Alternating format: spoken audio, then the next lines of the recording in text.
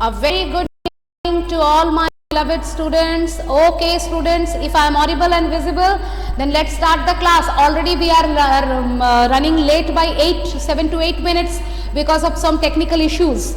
Because these days our net Babaji is only bharosa. So if net Babaji goes off, then I have to also go off from you people. Okay, so jokes apart, let's start our class. Oh, it's teddy day. Okay okay, thank you so much. But केवल मुंह से teddy बोलने से नहीं चलेगा, मुझे teddy gift करो तब तो हैप्पी टेडी डे होगा मेरा. कैसे हैप्पी होगा मेरा टेडी डे जब तक आप टेडी नहीं दोगे मुझे. तो स्टूडेंट्स चलिए, आज 6 का क्लास भी थोड़ा ज़्यादा देर तक ले लिया और ऊपर से बीच में नेट चला गया तो आप लोगों के लिए थोड़ा देर हो गया, तो मैंने टॉपिक नहीं लिखा है. आप लोग जल्दी से अपनी कॉपी निकाल लीजिए और अपने वसंत के किताब का नीलकंठ चैप्टर निकाल लीजिए. मैंने नीलकंठ चैप्टर आप लोगों को अभी तक पूरा नहीं पढ़ाया है ना. तो लेकिन मैं नीलकंठ चैप्टर आप लोगों को पूरा पढ़ा दूंगी, लेकिन मैं वो आप लोगों को ऑफलाइन क्लास में पूरा पढ़ाऊंगी. ठीक है, क्यों? क्योंकि ऑनलाइन क्लास जो है आप लोगों के साथ डिस्कस करने में, क्वेश्चन आंसर लिखाने में ज़्यादा मज़ा आता है. तो मुझे लगा कि ये इंटरैक्टिव क्लास हम लोग एक्सरसाइज, क्वेश्चन आंसर इनके लिए रखते हैं, और जब ऑफलाइन क्लास होगा तो मैं आप लोगों को नीलकंठ पाठ बाकी का जितना बाकी है पढ़ा दूंगी. ठीक है, तो इसलिए आप लोग, अच्छा आप लोग ही बताइए, मैं इतनी भी जल्दबाजी नहीं करूंगी, पहले आप लोगों से पूछ ही लेती हूँ. आप लोग बताइए, क्या मैं नीलकंठ पाठ को अभी पढ़ाऊँ कि इसका क्वेश्चन आंसर लिखा के बाद में ऑफलाइन में दूँ? तो कहेंगे आप लोग. Thank you Somdatta. लेकिन मुझे वो सब कुछ वर्चुअल, आप लोग भी वर्चुअल, टेडी भी वर्चुअल नहीं चाहिए, कुछ चीज़ें मुझे सामने भी चाहिए. अच्छा बताइए बताइए, मुझे बताइए क्या करूं मैं, बताइए. क्वेश्चन आंसर लिखाऊं कि पाठ पढ़ाऊं? जो बोलेंगे आप लोग.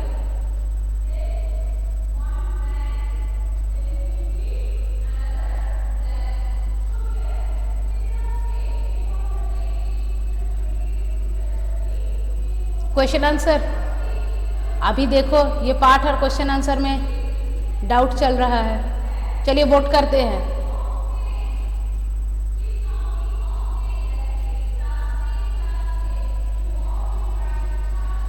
साक्षी जल्दी, आपके ऊपर फैसला मतलब जो है रखा हुआ है मैंने.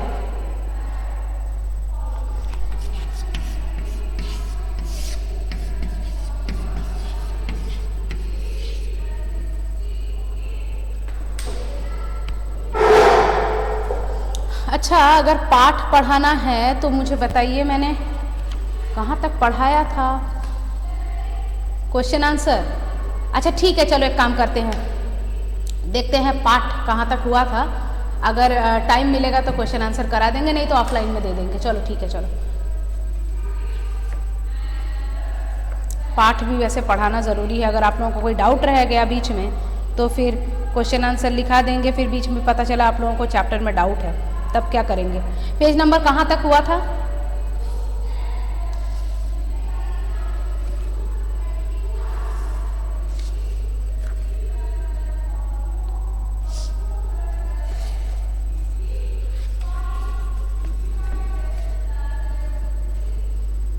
थोड़ा जल्दी बताओ स्टूडेंट. दिया था बेटा, YouTube में मैंने इस चैप्टर के 2 वीडियो डाले हैं.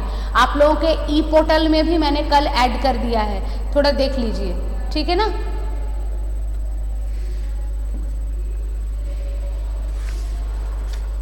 शायद आपने मिस किया होगा, मैंने 2 वीडियो डाले हैं इसके, नीलकंठ पाठ के.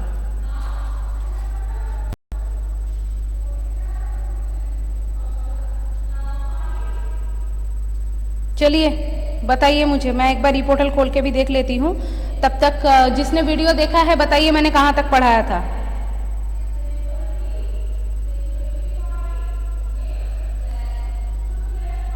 एक बार मैं ई पोर्टल खोल के देख रही हूँ, तब तक आप लोग मुझे पेज नंबर बताइए मैंने कहाँ तक पढ़ाया था.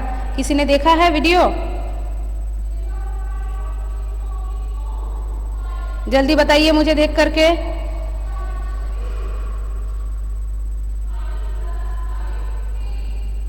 बताइए.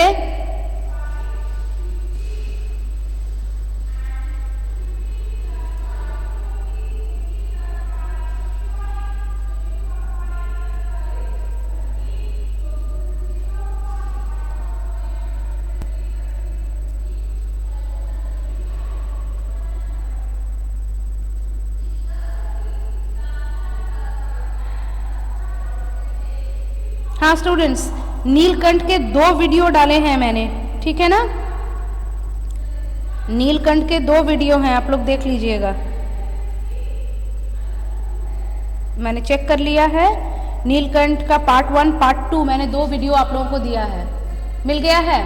हाँ देख लीजिएगा। आप लोग देखते नहीं हो, ऐसा मत करो।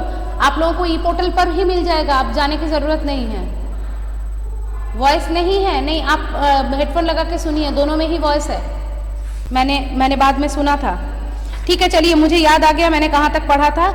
मैंने ये पढ़ाया था कि किस प्रकार खरगोश के बच्चे को जो है मतलब सांप से छुड़ाकर उसको पूरी रात उसको नर्सिंग करके जो है जो नीलकंठ ने उसकी देखभाल की और अपने राजा होने के प्रतीक को या फिर अपने राजा कहलाने के मतलब हक को और ज़्यादा बढ़ा दिया। ठीक है, यहीं तक मैंने आप लोगों को पढ़ाया था कि किस प्रकार से जो है नीलकंठ ने ऐसा कार्य किया था।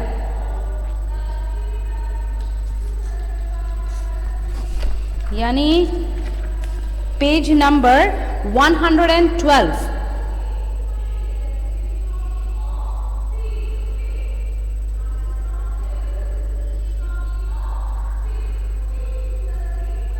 चलिए यहां से पढ़ेंगे हम लोग। कार्तिकेय का वाहन तक मैंने आप लोगों को पढ़ा दिया था कि किस प्रकार उसको कार्तिकेय का वाहन किस लिए कहा जाता है, ये मैंने आप लोगों को पढ़ा दिया था। अब हम लोग यहां से पढ़ेंगे। नीचे से देखिए 3 नंबर पैराग्राफ 112 नंबर पेज में, मयूर कलाप्रिय वीर पक्षी है, हिंसक मात्र नहीं है। मोर जो होता है, अच्छा मुझे एक बात बताइए, इसके बाद क्या आप लोगों का कोई क्लास है? Do you have any class after this class, just after this class? Okay, so if you don't have then it's very fine. मैं थोड़ा ज़्यादा पढ़ा दूंगी आप लोगों को, ठीक है। आप लोगों का टाइम था 20 मिनट्स, मैं आप लोगों को 30 मिनट्स पढ़ा दूंगी, ठीक है ना, क्योंकि मेरा भी 10 मिनट के अंदर और कोई क्लास नहीं है, तो मैं थोड़ा ज़्यादा पढ़ा दूंगी आप लोगों को। ये वाला पीरियड मेरा ऑफ है आपके क्लास वाला के बाद वाला, तो I will continue this chapter. आप लोग सुनते रहिए अगर आप लोगों का नेट साथ दे तो चलिए, नीलकंठ की जातिगत विषय, मयूर कलाप्रिय वीर पक्षी है, हिंसक मात्र नहीं। इसी से उसे बाज, चील आदि की श्रेणी में नहीं रखा जा सकता है, जिनका जीवन ही क्रूर कर्म है। तो मयूर यानी मोर जो है कला प्रिय है, कला यानी कि आर्ट, ठीक है, वो बहुत मतलब क्या वो सौंदर्य का पारखी है, इसलिए उसको बाज, चील वगैरह जो उसकी तरह मतलब कार्निवोरस है, उनके कैटेगरी में नहीं रखा जाता है, क्योंकि उनका काम ही जो है मतलब क्या बोले क्रूर है, मतलब बहुत क्रूएल वर्क में वो लोग इन्वॉल्व हैं। लेकिन मोर क्रूएल नहीं होता है, ठीक है। मोर भी सांप खाता है, मोर जो है परभक्षी है, परभक्षी यानी कार्निवोरस है, लेकिन फिर भी मोर जो है इनसे अलग कैटेगरी में रखा जाता है। कभी आपने हमेशा हॉक, काइट, वल्चर, इनके नाम जिस कैटेगरी में पढ़े हैं, क्या आपने उसी सेम कैटेगरी में कभी भी मोर का नाम सुना है? नहीं सुना होगा, बिकॉज ये मुमकिन ही नहीं है ना। तो चलिए आगे पढ़ते हैं। नीलकंठ ने उसकी जातिगत विशेषताएं तो थी ही, उसका मानवीकरण भी हो गया था। अब नीलकंठ मोर की जो स्पेशल कैटेगरीज हैं जैसे कलाप्रिय होना इत्यादि, ये सब तो नीलकंठ में थी ही। इसके अलावा क्या हुआ कि वो ना बहुत ज़्यादा क्या बोले इंसानों की तरह हो गया, उसका मानवीकरण हो गया, उसका ह्यूमनाइजेशन हो गया था, ठीक है। इंसानों के बीच रहते रहते आप लोग देखेंगे हमारे जो घर में पेट्स रहते हैं वो बाहर जो उनके प्रजाति के एनिमल्स रहते हैं उनसे थोड़े डिफरेंट हो जाते हैं, उनका नेचर थोड़ा ह्यूमन हो जाता है। आप लोग देखेंगे आपने घर में बिल्ली रखी है, बिल्ली पाँव से फ्रिज खोल रही है, ठीक है, लेकिन अब बाहर की जो बिल्ली है उसको आप एक बार घर में लेके आइए, उसको कुछ समझ में नहीं आएगा क्या करना है। तो इंसानों के साथ रहते रहते संगति का प्रभाव तो पड़ता ही है, तो उसमें भी बहुत सारा मानवीकरण, इंसान जैसा गुण हो गया था। मेघों की सांवली छाया में अपने इंद्रधनुष के गुच्छे जैसे पंखों को मंडलाकार बनाकर जब वह नाचता था, तब उस नृत्य में एक सहजात लय ताल रहता था। आगे पीछे दाहिने बाएं क्रम से घूमकर वह किसी अलक्ष्य सम पर ठहर जाता था। राधा नीलकंठ के समान नहीं नाच सकती थी, परंतु उसकी गति भी एक छंद रहता था। वह नृत्य मग्न रहती थी और बाएं पंख को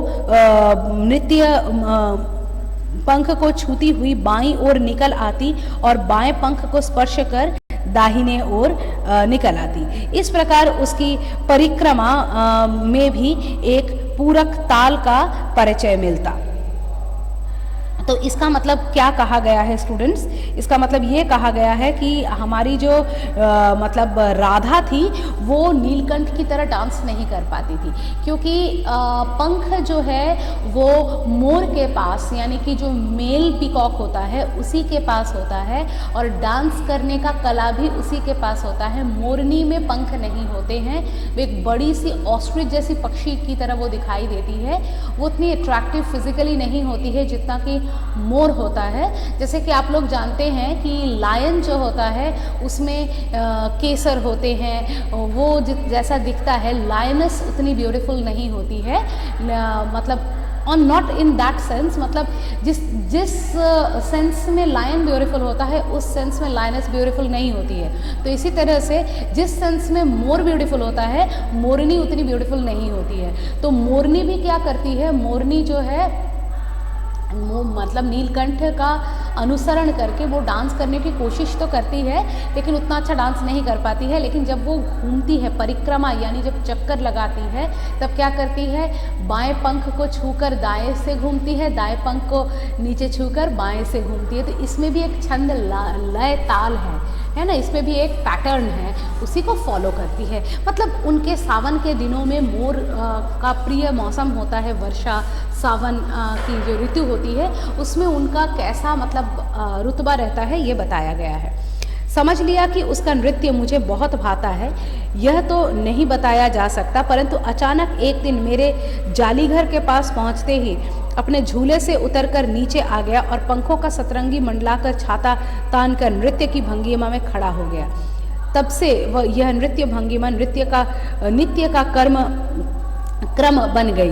प्रातः मेरे साथ कोई न कोई देशी विदेशी अतिथि भी पहुंच जाता था और नीलकंठ की मुद्रा को भी अपने प्रति सम्मानपूर्वक समझकर विस्मयाभिभूत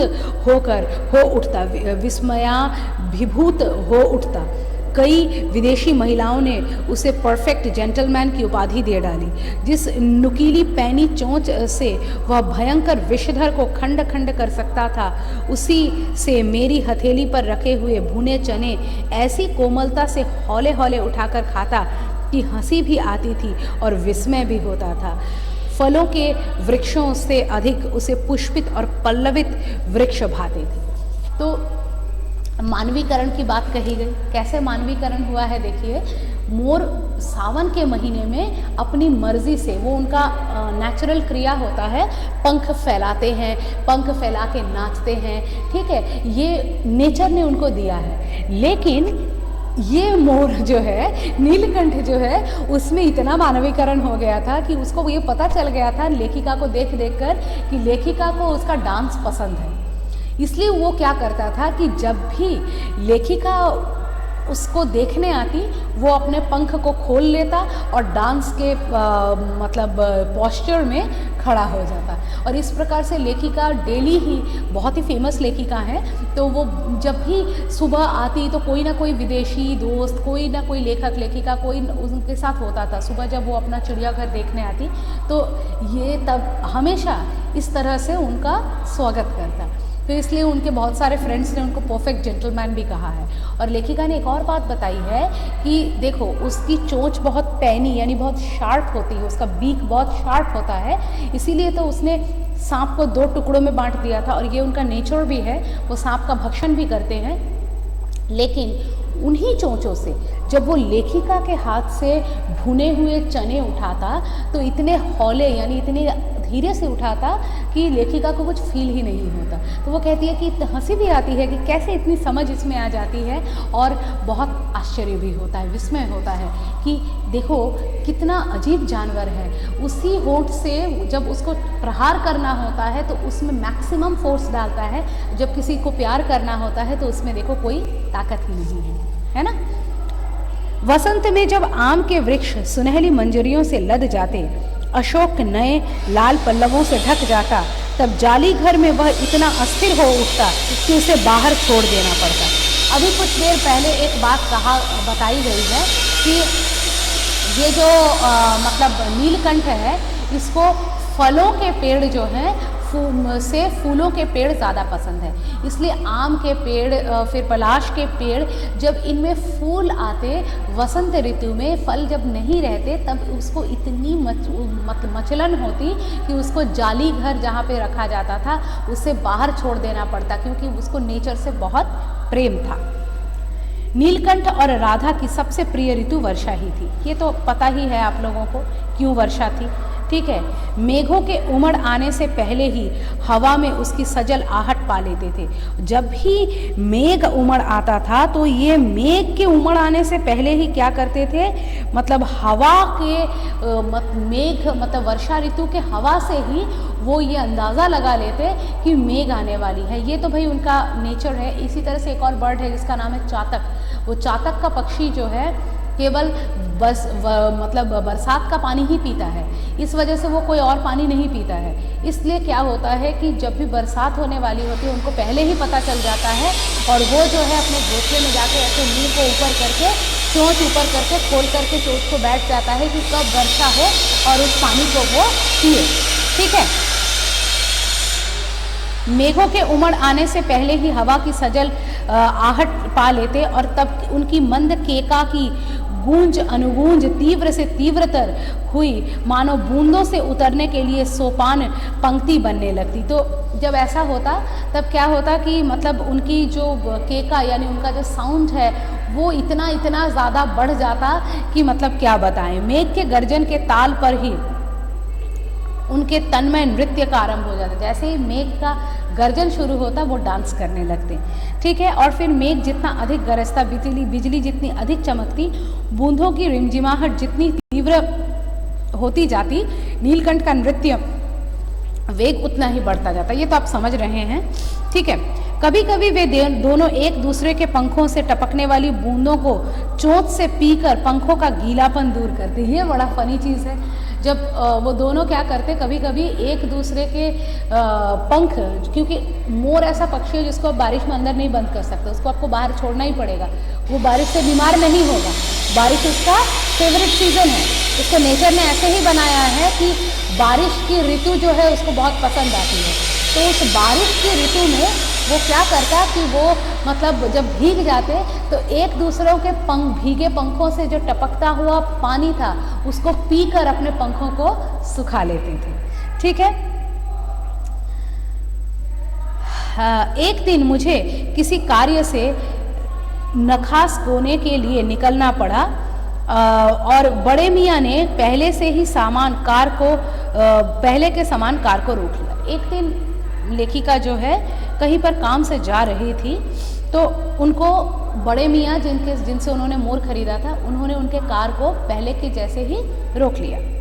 इस बार किसी पिंजड़े की ओर नहीं देखूंगी, यह संकल्प करके मैंने बड़े मियाँ की विरल दाढ़ी और सफ़ेद डोरे से कान में बंधी ऐनक को ही अपने ध्यान का केंद्र बनाया। तो उनको इतना अट्रैक्शन था, कोई पिंजरा देखती तो लगता बस इसको लेके आए और अपने घर में आके पालूं। तो उन्होंने क्या किया कि उनका बड़े मियाँ की जो ऐनक थी, चश्मा था, वो सफ़ेद डोर से, यानी कि हमारी तरह से हैंडल नहीं, वाइट कलर के टैग से बंधा हुआ था, उसी की ओर कॉन्सेंट्रेट करने लगी। पिंजड़े की ओर नहीं देखेंगी, देखने से उनको मन हो जाएगा, ऐसा उन्होंने सोचा। तो वो यही देखने लगी। पर बड़े मियाँ के पैरों के पास जो मोरनी पड़ी थी उसे अनदेखा करना कठिन था। लेकिन बड़े मियाँ के पैरों के पास एक मोरनी पड़ी हुई थी, ठीक है। उसको तो लेखिका के आंखों में वो आ ही गई। मोरनी राधा के समान ही थी।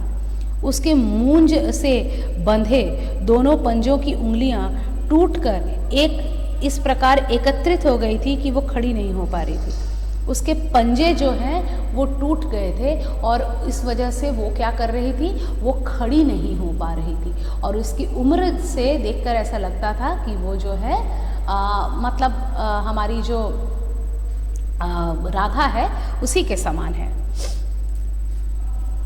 बड़े मियाँ की भाषण मेल, हम जो पहले से ही जानते हैं बड़े मियाँ भाषण देते हैं, दौड़ने लगी।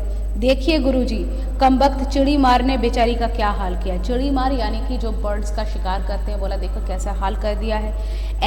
ऐसे कभी चिड़िया पकड़ी जाती है, आप ना आई होती तो उसे सिर पर से पटक देता, पर आपसे भी यह अधमरी मोरनी ले जाने को कैसे कहूँ। बोला आप अगर नहीं आती तो मैं इसको कहीं हटा देता, मैं सिर पर से पटक देता, यानी मैं उसको छोड़ ही देता, क्या करता मैं इसको लेकर के। लेकिन आपको देखकर ये भी लग रहा है कि अधमरी ये पहले मर चुकी है ऑलरेडी, प्रायः मर गई है, तो इसको आपको मैं दे करके करूँ तो क्या करूँ।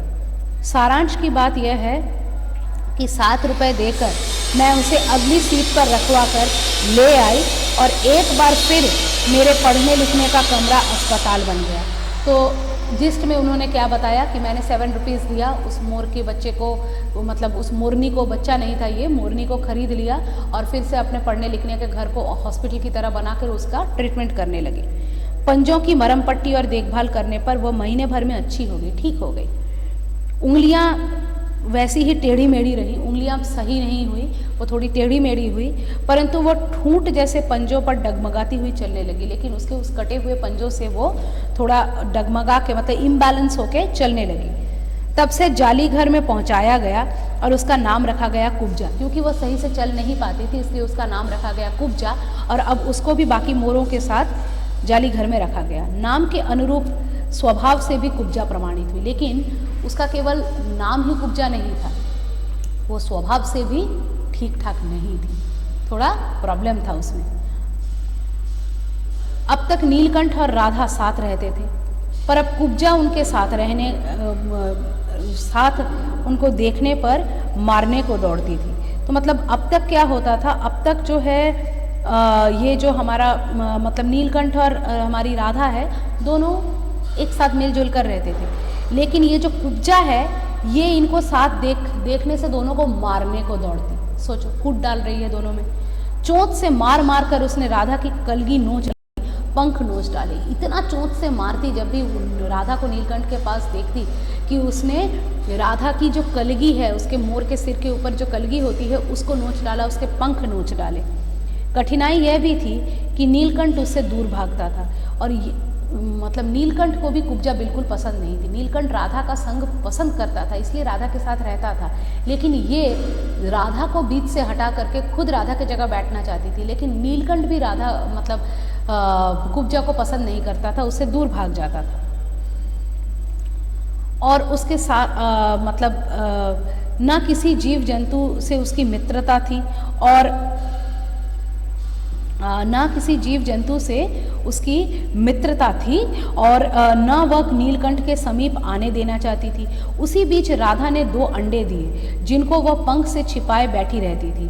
पता चलते ही कुब्जा ने चोंच मार मार कर राधा को ढकेल दिया और फिर अंडे फोड़कर ठूंठ जैसे पैरों से सब ओर छितेर दिया।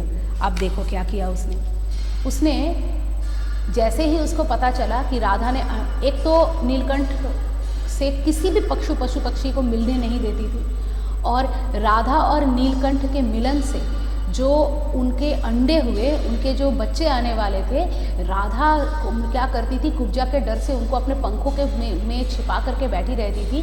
कुब्जा ने क्या किया, चोंच मारकर उन अंडे को भी तोड़ दिया और पाँव से अंडे के कंटेंट को छितरा दिया। How pathetic, just think about it. एक पक्षी भी ऐसा कर सकता है भला?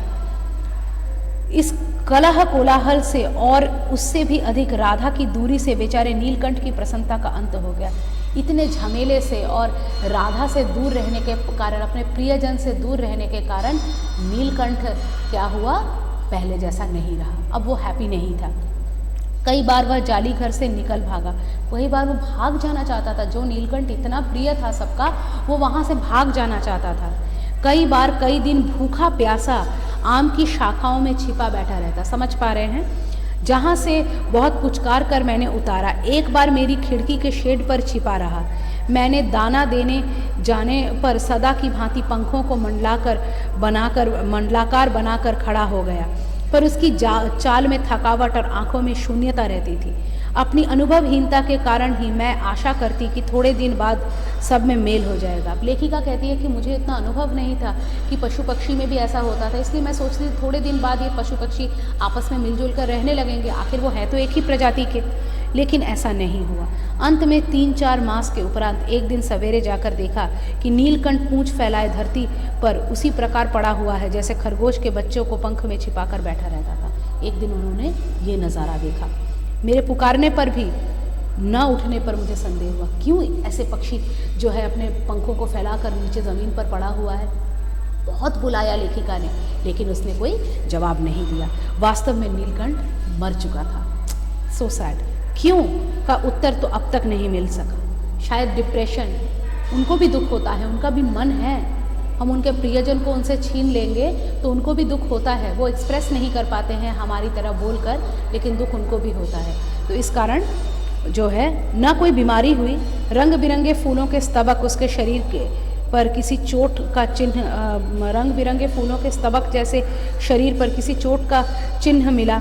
मैं मतलब उसका जो रंग बिरंगे फूल जैसा जो उसका जो गुलदस्ते की तरह जो स्तबक यानी गुलदस्ता जैसा उसका जो शरीर था, उस पर कोई चोट का निशान नहीं, कोई बीमारी नहीं, लेकिन कैसे मर गया नीलकंठ। मैं अपने शाल में लपेट कर उसे संगम ले गई, गंगा के बीच धार में प्रवाहित कर दिया। संगम में, गंगा में उन्होंने उसको प्रवाहित कर दिया।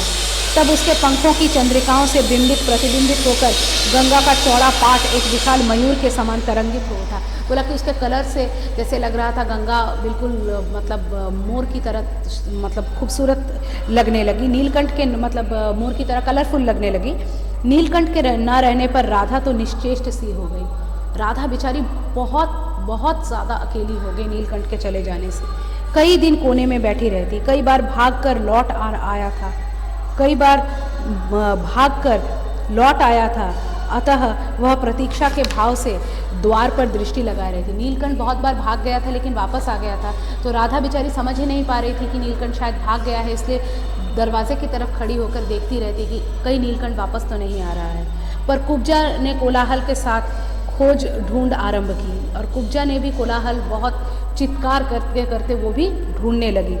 खोज के क्रम में प्राय जाली का दरवाज़ा खुलते ही बाहर निकल आती, आम, अशोक, कचनार आदि शाखाओं पर नीलकंठ को ढूंढती रहती। कुब्जा भी प्रेम करती थी नीलकंठ से, इसलिए वो भी उसको ढूंढने लगी। एक दिन आम से उतरी ही थी कि कजली यानी उनकी जो एल्सीशियन जो डॉगी थी सामने आ पड़ी। जैसे ही वो आम के पेड़ से उतरी वैसे ही कजली नाम की उनकी एल्सीशियन जो मतलब कुतिया थी वो सामने आ गई।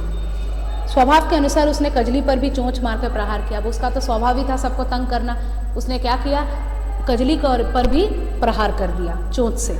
ठीक है, कजली के 2 दांत उसकी गर्दन पर लग गए। और अब कजली क्या करेगी, वो डॉग है, वो क्या करेगा, उसको कोई चोट पहुंचाएगा वो छोड़ देगा, वो थोड़ी ना मोरनी की तरह थी। तो कजली ने क्या किया, उसने जा करके अपने 2 दांत जो है इसके गर्दन पर लगा दिए। इस बार उसका कोलाहल द्वेष प्रेम भरा जीवन बचाया ना जा सका। बस अब कुब्जा की भी मौत हो गई। कुत्ते के काटने से मौत तो हो गई, परंतु इन 3 पक्षियों ने मुझे पक्षी प्रकृति की विभिन्नता का जो परिचय दिया वह मेरे लिए विशेष महत्व रखता है। राधा प्रतीक्षा में ही दुकेली है। आषाढ़ में वह जब आकाश मेघाच्छन्न हो जाता है तब कभी ऊंचे झूले पर और कभी अशोक की डाल पर अपनी केका के तीव्रतर करके नीलकंठ को बुलाती रहती। लेखिका कहती है इस बार मुझे नीलकंठ के चले जाने पर जो सीख प्राप्त हुई, मतलब इस प्रकार से चले जाने पर उसने मुझे पक्षियों के स्वभाव के बारे में कुछ नया सिखाया।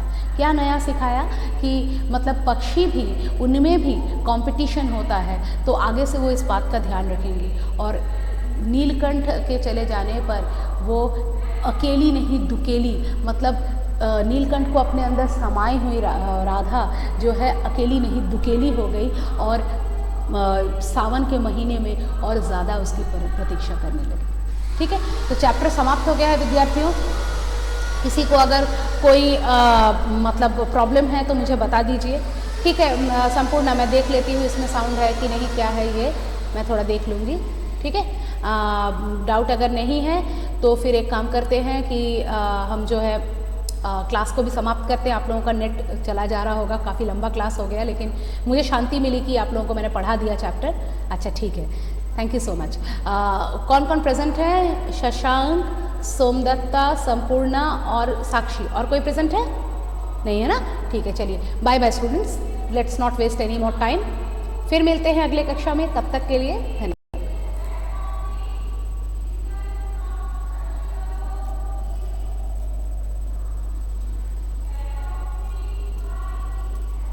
मैं प्रेजेंट कर दूंगी आप चारों का, ठीक है ना?